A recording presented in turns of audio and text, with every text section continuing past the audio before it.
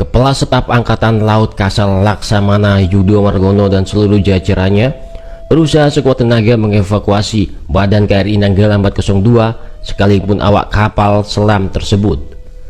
Meskipun ia menyadari mengangkat badan kapal di kedalaman 838 meter ini sangat sulit untuk diangkat ke permukaan.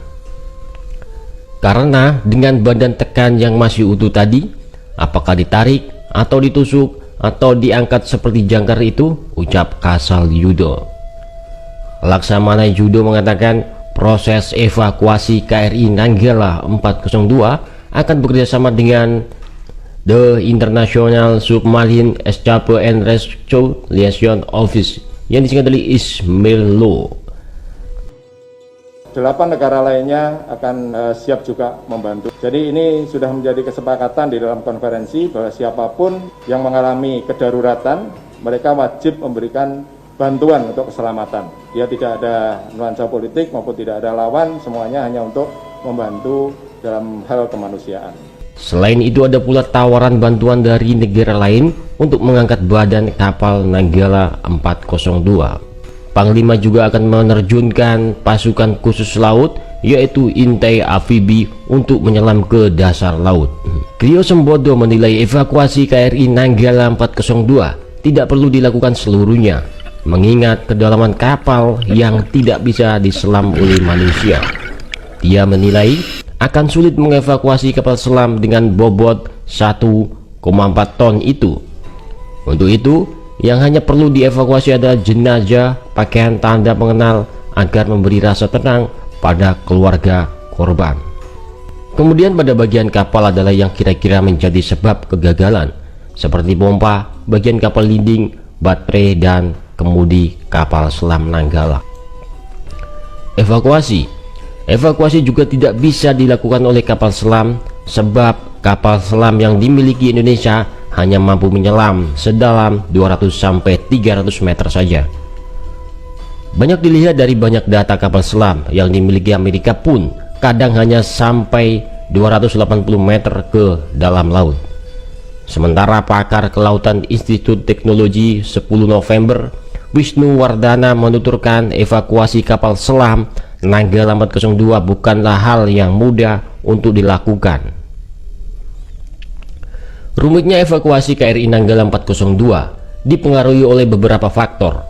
Salah satunya kedalaman laut tempat kapal tersebut tenggelam.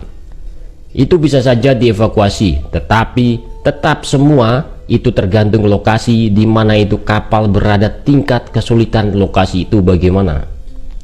Wisnu mengatakan membutuhkan waktu yang sangat lama dan peralatan ekstra untuk mengevakuasi KRI Nanggala 402.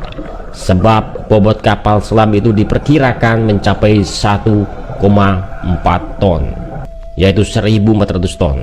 Bayangkan saja 1.400 ton itu harus diangkat dari kedalaman laut 838 meter ke permukaan.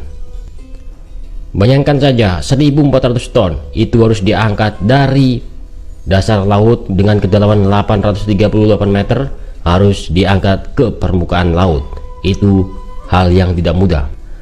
Kapal selam Nanggala itu bukan barang yang ringan, jadi memang harus ada usaha yang keras untuk melakukan itu.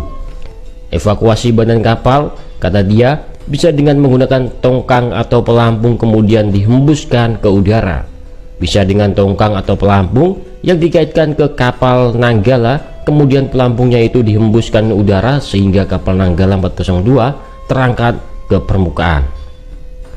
KRI Nanggala 402 dibangun oleh pabrikan asal Jerman. Kapal selam ini resmi berlayar pada 21 Oktober tahun 1981 dengan bobot mencapai 1.285 ton di permukaan dan 1.400 ton saat menyelam. Kapal selam Nanggala 402 sudah puluhan tahun kapal selam ini berlayar. Anggota Komisi DPR RI Majen TNI Purnawirawan TB Hasanuddin mengungkapkan bahwa KRI Nanggala 402 itu diretrofit tahun 2012 dengan menghabiskan anggaran sekitar 75 juta US dollar atau sekitar 1,05 triliun rupiah. Retrofit itu bukan sekedar mengganti suku cadang, tetapi diperkirakan juga ada perubahan konstruksi dari kapal selam tersebut, terutama pada sistem senjata torpedonya. Di tahun yang sama, kata dia, KRI Nanggala 402 melakukan uji penembakan tetapi gagal lantaran torpedonya tak bisa diluncurkan karena sistem penutupnya bermasalah. Dalam peristiwa tersebut, ada 3 orang prajurit yang gugur. Kemudian, kapal selam itu diperbaiki lagi oleh tim dari Korea Selatan. TB Hasanuddin menduga pada hasil perbaikan ini ada hal-hal atau konstruksi yang tidak tepat sehingga KRI Nanggala 402 tenggelam. Seperti yang diketahui, KRI Nanggala 402 memang pernah mengalami perbaikan di Korea Selatan dan selesai pada tahun 2012 silam. Pada perbaikan ini, sebagian struktur atas kapal diganti dan sistem persenjataan sonar, radar, kendali tempur, dan propulsi dimutakhirkan. Oleh karena itu, Hasanuddin meminta agar kapal selam sejenis yakni KRI Cakra 401 sebaiknya di-grounded dulu. Selain itu, Hasanuddin juga menyoroti jumlah kru KRI Nanggala 402 yang melebihi kapasitas. Menurutnya, jumlah kru maksimal kapal selam Nanggala 402 itu mestinya hanya 38 orang saja. Pada saat hilang kontak, KRI Nanggala 402 itu membawa 53 awak kapal, artinya kelebihan beban 15 orang. Sementara Komisi 1 DPR Farah Putri Nahlia meminta pemerintah memprioritaskan agenda modernisasi.